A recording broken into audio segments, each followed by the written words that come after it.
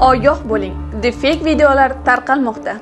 Internetda Senat raisi Tanzila Norboyeva va og'ir atletikachi Ruslan Nuriddinov kabi taniqli shaxslar obrazi asosida Rossiya armiyasiga yollashga chorlovchi soxta videolar tarqalmoqda. Bu videolar sun'iy intellekt yordamida tayyorlangan bo'lib, haqiqiy emas. Hakerlar uni rus tilida yaratgan, postfaktum jamoasi esa tushunarli bo'lishi uchun uni o'zbekchaga tarjima qildi. Как вы знаете, сегодня проходит 8-е пленарное. Ma'lumki, bugun Oliy Majlis Senatining 8-yalpi majlisi bo'lib o'tmoqda. Senatda ko'rib chiqilayotgan eng muhim masalalardan biri Rossiya Federatsiyasi bizning asosiy hamkorimiz bilan harbiy siyosiy hamkorlikni mustahkamlashdir.